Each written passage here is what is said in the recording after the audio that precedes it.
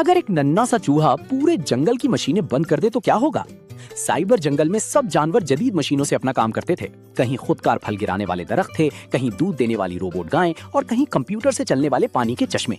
इसी जंगल में एक छोटा मगर बहुत चालाक चूहा रहता था जिसका नाम चिकू था। चिकू को कंप्यूटर और खुफिया पासवर्ड तोड़ने का बहुत शौक था। एक रात उसे जोर की भूख लगी तो उसने जंगल के फूड सिस्टम को हैक कर लिया। अचानक हर तरफ से पनीर, बिस्किट और मेवे उसके बिल में आने लगे। चिकू खुश होकर बोला, वाह, अब तो मुझे कभी खाना ढूंढने की जरूरत ही नहीं पड़ेगी। लेकिन उसे अंदाजा नहीं था कि उसकी शरारत पूरे जंगल के लिए मुसीबत बनने वाली है। अगली सुबह साइबर जंगल में हंगामा मच गया। बंदरों के लिए केले नहीं आए, खरगोशों के गाजर वाले डब्बे खाली थे और हाथी के पानी वाले चश्मे भी बंद हो गए थे। सब जानवर परेशान होकर शेर बादशाह के पास पहुंचे। जंगल की ज़हीन उल्लू इंजीनियर ने कंप्यूटर चेक किया तो उसे मालूम हुआ कि किसी ने सिस्टम हैक किया है।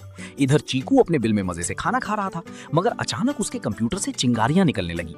उसने जल्दी से बटन दबाया लेकिन पूरा जंगल अंधेरे में डूब गया। अब ना रोशनी थी, ना पानी, ना खाना। जानवर डर गए। चीकू को एहसास हुआ कि सिर्फ अपने फायदे के लिए गलत काम करना दूसरों को मुश्किल में डाल सकता है। उसका दिल घबराने लगा।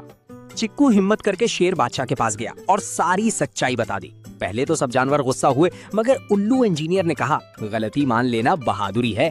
फिर चिक्कू ने पूरी रात जागकर सिस्टम ठीक किया। उसने नए महफूज पासवर्ड बनाए और सब मशीनें दोबारा चला दी। सुबह होते ही जंगल में रोशनी आ गई, चश्मों से पानी बहने लगा और सब जानवर खुशी से झूम उठे।